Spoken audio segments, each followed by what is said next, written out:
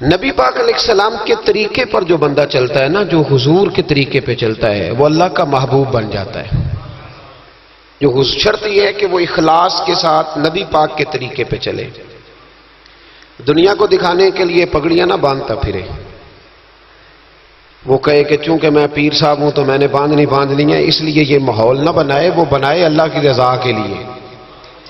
اللہ تبارک و تعالیٰ کی رضا کے لیے نبی پاک کی غلامی کرے، اللہ اسے اپنا محبوب بنا لیتا ہے۔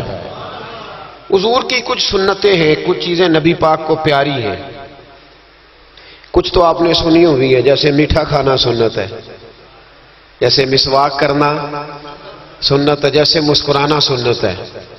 مسکرا رہے ہیں نا جی ماشاءاللہ، پریشان تو نہیں نا کسی بات پہ؟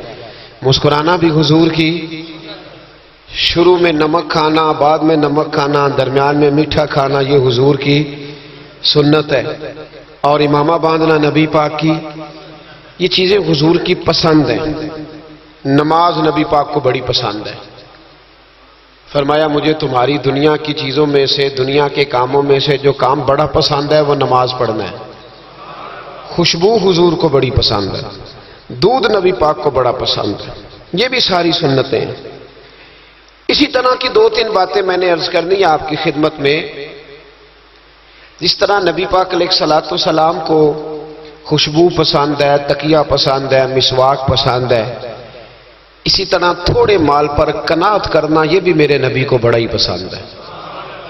تھوڑے پیسوں پہ راضی ہو جانا یہ نبی پاک کو، سادے مکان میں رہنا یہ حضور کو بڑا پسند ہے، سادی روٹی کھانا یہ میرے نبی پاک کو بڑا، یہ بھی حضور کی پسند ہے۔ تھوڑے رزق پہ راضی ہونا اور اس طرح راضی ہونا کہ لمبے سجدے ادا کرنا یہ میرے نبی پاک کی پسند ہے۔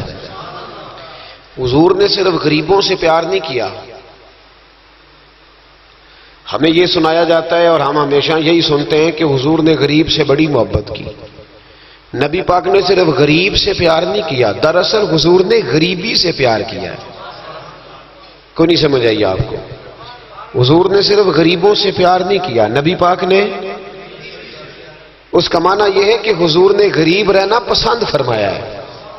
غریبوں کی طرح رہنا نبی پاک نے، سادہ مکان، ایک وقت کا کھانا اور سادی غذا، جس طرح غریب نہیں رہتے پرانے گھروں میں، کچے مکانوں میں، ٹوٹی چٹائیاں، ایک دو پیالے گھر میں، لمبے چوڑے برتن کوئی نہیں، یہ نبی پاک کی پسند ہے، یہ رسول پاک کی پسند ہے۔ اس کو محبوب جانا ہے نبی پاک صلی اللہ علیہ وسلم، حضور نے اس کو پسند کیا۔ حاتم تائی کی بیٹی قیدی ہو کے آئی، جب اس کے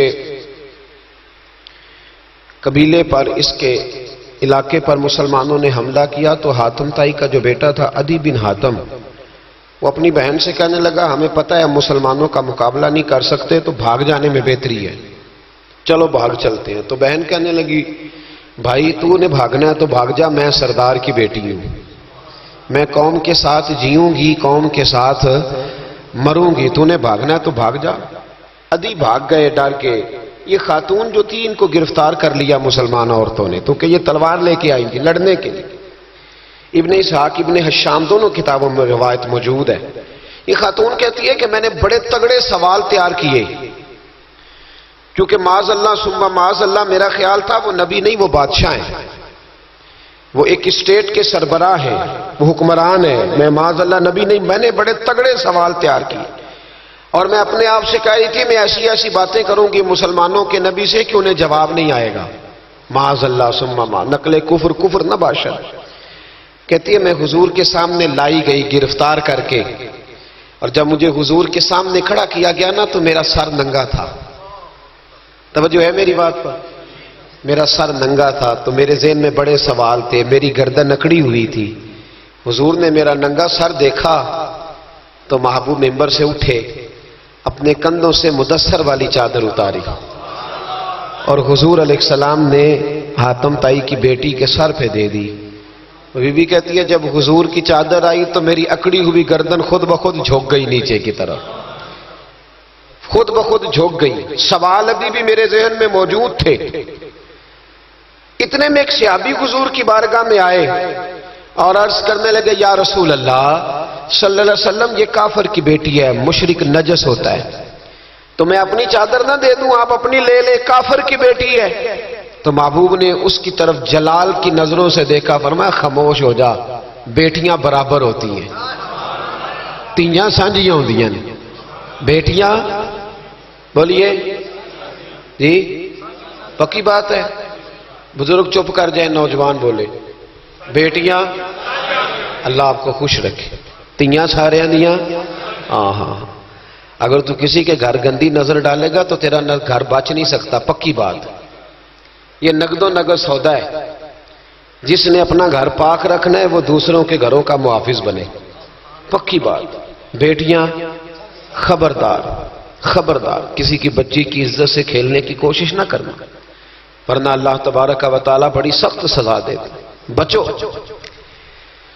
وہ کہتی ہے جب حضور نے کہا نا بیٹیاں برابر ہوتی ہیں تو میرے اندر سے ایک آواز نکلی، میں نے کہا او حتم تائی کی بیٹی تو غلط تھی، یہ بادشاہ نہیں ہے تو اللہ کے سچے رسول ہیں، بادشاہ تو سخت سزائیں دیتے ہیں۔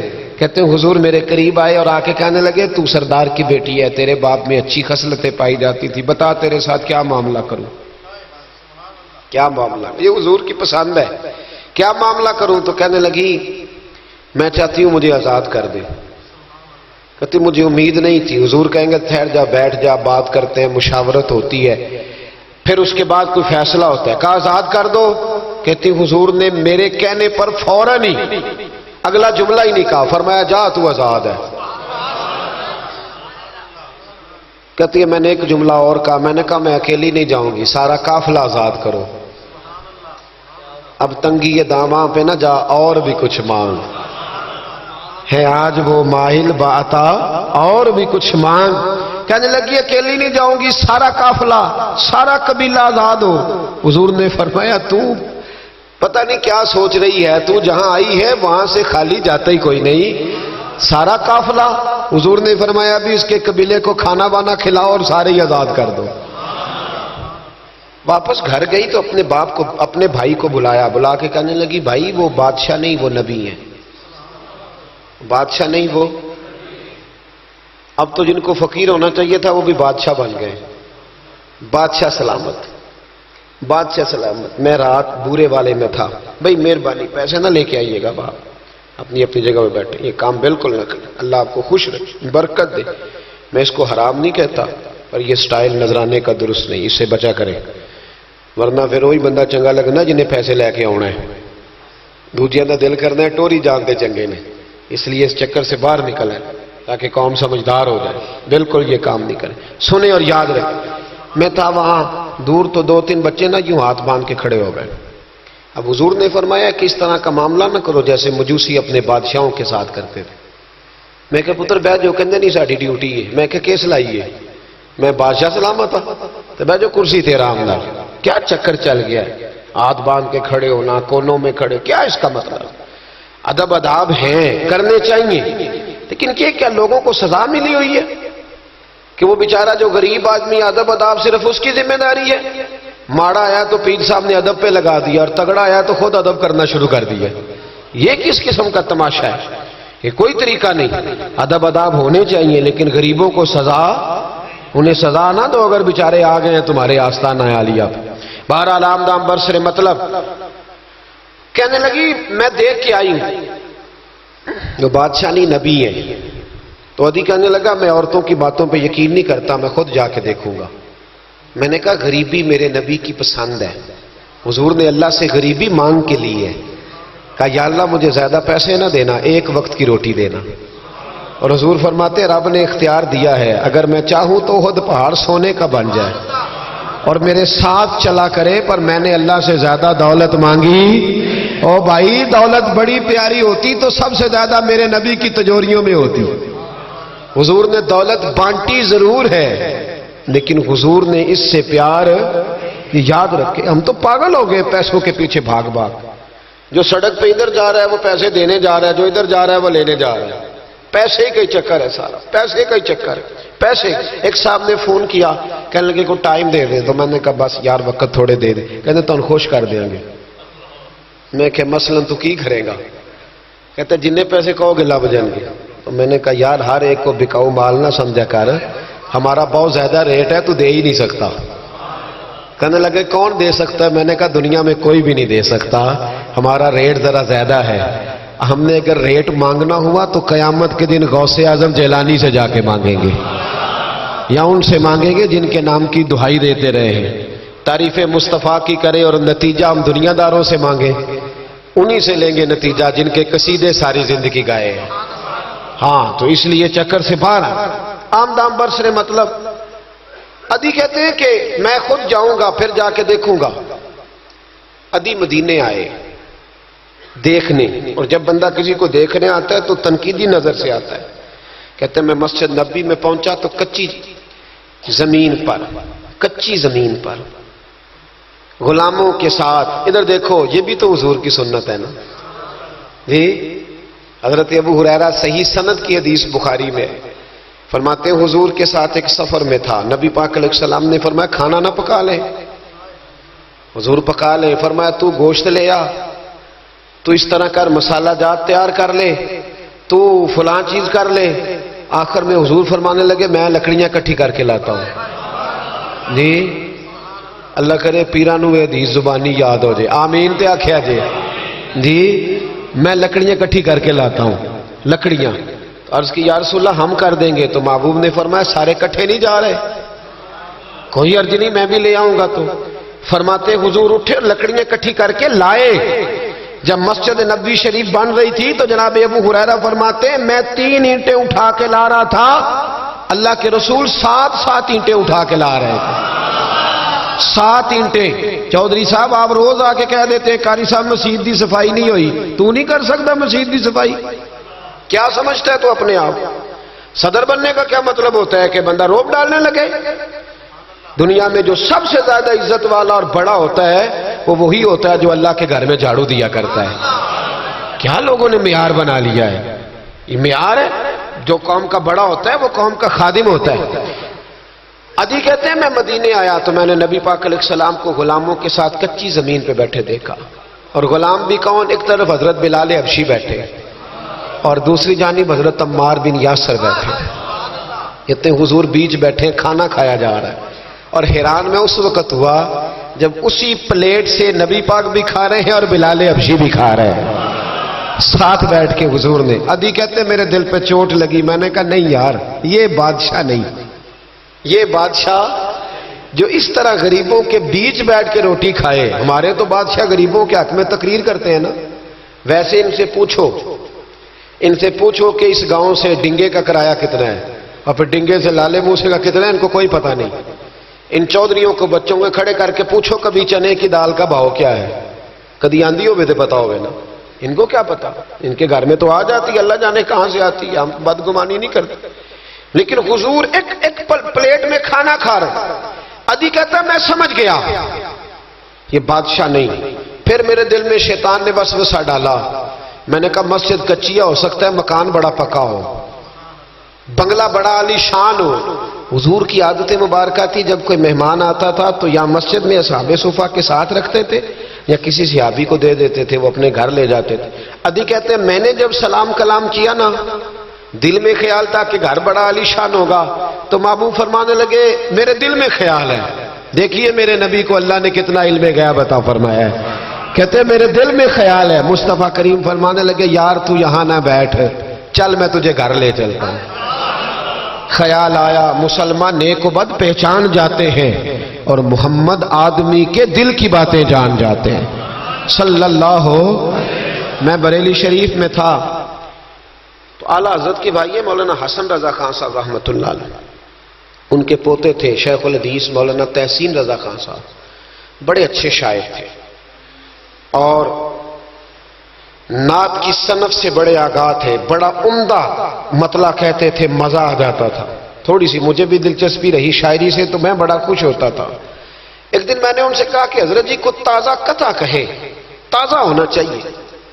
فرمانے لگے چلو 10 منٹ کا ٹائم دو, بھی کہہ دیتے ہیں. تازہ قطع کہا. کہنے لگے علم غیب رسول کے منکر اس حقیقت کو بھول جاتے ہیں, غیب مانا کہ راز ہے لیکن راز اپنوں سے کب چھپاتے ہیں. غیب مانا کہ راز ہے لیکن راز अपनों से कब छुपाते हैं, ताज़ा कथा कहा। अदी बिन आतिम कहते हैं हुजूर मुझे लेके चले। जब नबी पाक घर की तरफ लेके चले तो रास्ते में एक बूढ़ी अम्मा मिल गई, फटे पुराने कपड़े, कहने लगी या रसूलल्लाह मैं आपकी तरफ ही जा रही थी, जरूरी काम है। तो हुजूर ने फरमाया चल तू जा रही थी, मैं खुद जो आ गया हूं। अदी कहते हैं चौक में उस बूढ़ी ने हुजूर को खड़ा कर लिया। कभी देखे आपने अपना वजीर चौक में खड़ा? आपको असी एमपी कदी नहीं देखा, वजीर तो दूर रह गया। चौक में खड़ा कर लिया नबी पाक सल्लल्लाहु अलैहि वसल्लम, और वो बीबी अपने दुखड़े सुनाने लगी। कहते कुर्बान जाऊं वो देर तक बातें करती रही और नबी पाक सुनते रहे। अदी कहते हैं मेरे दिल पे दूसरी चोट लगी। मैंने कहा जो इस तरह गरीबी से प्यार करे वो बादशाह नहीं, वो अल्लाह के सच्चे रसूल हैं। हुजूर मुझे घर ले गए, जनाब सैयदा तैयबा ताहिरा हजरत आयशा सिद्दीका रदी अल्लाह ताला अन्हा के हुजरे में। और हुजूर जब अंदर ले गए तो एक चटाई पड़ी है खजूर की छाल की, वो भी फटी है दो जगह से, एक मटका, दो प्याले, एक तकिया जिसमें खजूर की छाल भरी हुई है। कहते हुजूर मुझे ले गए, मैंने महबूब का वो मकान, जन्नत निशान, मैंने वो मकान देखा जहां हजरत जिब्रील हाजिरी देने आया करते। मैंने वो मकान देखा जिसके दरवाजे पे 70-70 हजार फरिश्ते ड्यूटी करते। मैंने वो मकान देखा। कहते मैं हैरान हो गया। हुजूर मुझे बिठा के गए दूसरे कमरे में और वहां से हुजूर सिरका लाए, खजूरें लाए, थोड़ा सा खाना लाए। कहते मेरे सामने रखा। अब मैंने उस खाने की सादगी को भी देखा। लगे जो मजदूर शाह ऐसा, न धन न दौलत सरबरा ऐसा, फलक नशी का जमी पे घर है, मेरा पैगंबर अजीम तर है। कहते हुजूर सल्लल्लाहु अलैहि वसल्लम ने खाना दिया तो हुजूर की वो सादगी। इधर देखें, इस बंदे में सादगी नहीं ना होती, उसमें अपनायत नहीं होती।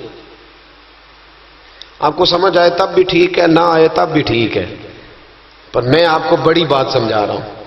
जिसमें सादगी नहीं होती उसमें अपनायत, वो तो देखता है कि इसके कपड़े इस काबिल है कि नहीं, मेरे सीने से लग भी सकता है कि नहीं, उसमें अपनायत। जो लोग सादे नहीं होते उनके ज्यादा रिश्ते नहीं होते, उनका लोगों से ज्यादा प्यार, इसलिए कि वो तो इंतजार करते हैं, कहते मेरे नाल दी जुत्ती पाएगा तो मेरे नाल टुरेगा। जो सादे होते ना, सादे जो लोग गरीब परवर होते, उनके रिश्ते बड़े प्यार, बड़ा मोहब्बतें बड़ी, जमाना उनसे बड़ा वाबस्ता हो जाता है, इसलिए कि वो लोगों के करीब आ जाता है। वो नीचे उतर कर लोगों से मिलते गिलते, वो ये नहीं देखते मेरा कद कितना बड़ा है, वो ये देखते हैं यार सामने वाले का प्यार मुझसे कितना है। वो नीचे उतर कर लोगों से कहते हैं नबी पाक अलैहिस्सलाम ने बड़ा सादा सा मुझे खाना दिया। जब मैं खा चुका तो हुजूर फरमाने लगे सारा कुछ तो आपने देख लिया, क्या प्रोग्राम है, कब जाना है आपने? देख लिया सारा कुछ, अगला प्रोग्राम बनाए। तो अदी कहते मैं दूर बैठा था, मैं उठ के करीब आ गया। मैंने कहा महबूबा अब कहां जाना है, मुझे कलमा पढ़ाए, मैं मुसलमान होना चाहता हूं। ये गरीबी हुजूर की पसंद है। थोड़े पे गुजारा करना सीखो। पता है दुनिया में सबसे ज्यादा सुखी कौन बंदा है? वो बंदा सुखी है जिसे अल्लाह ने जो दिया है ना वो उस पर राजी हो गया है, वो बंदा बड़ा सुखी है। जो दाएं भी देखता है बाएं भी देखता है, किसी की कार देखता है, किसी की हैवी बाइक देखता है, वो टेंशन में रहता है। सुखी रहना चाहते हो तो जो अल्लाह ने दिया ये हुजूर की पसंद है। दूसरी बात, माफ करना मेरे नबी को बड़ा ही पसंद है। क्या करना? बोल के बताएं, बोल। नबी पाक को बड़ा। आप भी माफ कर देते हैं ना जी? हमारे यहां माफी नहीं होती, सुलह हो जाती है। चौधरी साहब प्रेशर पाया, सुलह कर लो, कहने चलो उन चौधरी दी किवें मोड़िए, सुलह कर लेने, फिर जो काबू आएगा देखी जाएगी। तो ये माफी नहीं होती। ये क्या होता है, आप जब किसी को माफ करते हैं तो आपका कद ऊंचा होता है। एक पते की बात लिखी है मेरे आला हजरत ने, उसे पल्ले से बांध लो। आला हजरत फरमाते हैं बदला लेने वाला परेशान रहता है और माफ करने वाले को अल्लाह सुकून अता फरमा देता है। माफ करने वाले को अल्लाह, अगर सुकून चाहते हो तो माफ करना सीखो, दरगुजर करो। दरगुजर हुजूर की पसंद है। नबी पाक माफ करने को बड़ा पसंद करते। लंबी चौड़ी बात दिल में बसा के रखना, बुग़्ज़ पालना, किसी के खिलाफ प्लानिंग करना, ये हुजूर को पसंद। नबी पाक एक जंग से वापस आ रहे थे, तलवार मुबारक हाथ में थी, तो एक जगह हुजूर का आराम करने को दिल चाहा। اللہ کے محبوب صلی اللہ علیہ وسلم نے اپنی تلوار درخت سے لٹکائی، حضور آرام کرنے لگے، باقی صحابہ دور دور آرام کر رہے تھے۔ غوث بن حارث نام کا ایک شخص تھا، بخاری میں موجود ہے، کافر تھا، اس نے حضور کو آرام کرتے دیکھا، حالانکہ نبی پاک فرماتے ہیں میری آنکھیں بند ہوتی ہیں، دل میرا جاگتا رہتا ہے۔ اس نے دیکھا حضور علیہ السلام کی تلوار لٹک رہی ہے تو آ کے تلوار اتاری، جب تلوار اتاری تو حضور کی آنکھ کھلی، کوئی بے چینی نہیں، اللہ کے حبیب اطمینان سے آرام کر رہے۔ کہنے لگا اے محمد ابن عبداللہ، سب کہیے صلی اللہ علیہ وسلم، اے محمد ابن عبداللہ صلی اللہ علیہ وسلم، اب آپ کو مجھ سے کون بچائے گا؟ کون بچائے گا؟ میرے محبوب کا توکل دیکھیں، بھروسہ دیکھیں، یقین دیکھیں۔ حضور اٹھ کے بیٹھ گئے، دستار مبارک کو سیدھا کیا، فرمانے لگے مجھے میرا رب بچائے گا، مجھے میرا رب بچائے گا۔ جب آپ کی زبان سے یہ لفظ نکلے تو وہ کانپنے لگ گیا، کافر کانپا، اس کے ہاتھوں سے تلوار گر گئی۔ اللہ کے محبوب نے اٹھ کے تلوار پکڑ لی، فرمانے لگے مجھے تو میرے رب نے بچا لیا ہے، وہ تو بتا تجھے کون بچائے گا؟ مجھے میرے رب نے۔ اچھا اب یہ بتائیں آپ کہ ہمارے قابو بندہ آ جائے جو اس طرح حملہ کرنے آئے تو ہم کیا حال کرتے؟ بولے یہاں تو بعد میں پتہ چلتا ہے کہ بیچارہ چور نہیں تھا، لیکن لوگوں نے مار مار کے مار ڈالا، بعد میں پتہ لگتا ہے۔ غور کرنا، غور، ان روایتوں کو صرف سن کے نہ گزر جایا کرو، اس کا پس منظر سمجھیے۔ بندہ قتل کرنے آیا ہے، اب اس کی تلوار قابو آئی، حضور نے فرمایا تیرے ساتھ کیا کروں، مجھے تو اللہ نے بچا لیا۔ اس نے گردن جھکائی، مطلب یہ تھا کہ جو دل کرے کرے۔ تو محبوب علیہ السلام مسکرائے، فرمانے لگے جا میں نے تجھے معاف کیا۔ چلو انجی دعا کر لو، اسی چھوٹے بھرا نوں ہی معاف کرنا سکھ جائیے۔ چلو کوئی ساس سورا نو ہی معافی دے چڑے، کوئی نو ہی ساس سورے نو معاف کر چڑے، کہیں تو معافی ملے، کہیں تو جان چھوٹ جائے۔ کوئی کسی کو معاف کرے، خامد بیوی کو کر دے، چلو بیوی صاحب بھی بڑی دکھی ہیں، اب تو ہر بیوی دکھی ہے اللہ ماشاءاللہ، وہی کہیں معافی دے دے۔ خدا را معاف کرنا سیکھو۔ اتنا بغض اندر بھرا ہے، سالوں بیت گئے، رشتہ دار ایک دوسرے سے مل نہیں رہے، معافی نہیں دے رہے۔ فرمایا جا تجھے معاف کیا۔ وہ شخص جانے لگا تو اگلے لفظ قاضی ایاز مالکی نے شفا شریف میں لکھے، جب جانے لگا تو حضور نے آواز دی، واپس آیا، محبوب فرمانے لگے یار تو اتنی دور سے چل کے آیا ہے، میرا طریقہ نہیں مہمان کو خالی بھیجنے کا، لیکن اب یہاں سفر میں میں تجھے کیا دوں، تو اس طرح کر یہ تلوار میری تحفے میں لے جا، کر کے دکھا نا تو بھی ایسے، تو حضور کی غلامی کا دعویٰ نہیں کرتا۔ یہاں تو پوری ملت کا نقصان ہو گیا، پر دیندار کہلانے والوں نے ایک دوسرے کو معاف نہیں کیا۔ یہاں تو نظریے اور جماعتیں داؤں پہ لگ گئی، لیکن دیندار کہلانے والے ایک دوسرے کو معاف نہ کر سکے۔ اللہ جانے وہ کیا ایسی باتیں تھی جو رہ گئی سینوں میں، بستیاں اجڑ گئی پر ہم معاف نہ کر سکے، چند باتیں نہ دلوں سے نکال پائے، ایک نظریے کے لوگ ایک جگہ اکٹھے بیٹھنے کے قابل نہ رہے، جا تلوار لے جا۔ وہ شخص کہتا ہے 2 منٹ میں تلوار لے کے آگے بڑھا، پر میرے اندر سے آواز آئی، اور یار جس کا اتنا بڑا حوصلہ ہو، جو اتنا معاف کرنا جانے، وہ بھی کبھی جھوٹا ہو سکتا ہے؟ تو میں تلوار لے کے قتل کرنے آیا تھا، تحفہ لے کے جا رہا تھا، واپس آیا، میں نے کہا محبوبہ ساری دنیا جھوٹ بولتی ہے، جو معاف کرنے کی ادا تیری ہے وہ بتاتی ہے کہ تو اللہ کا سچا رسول ہے۔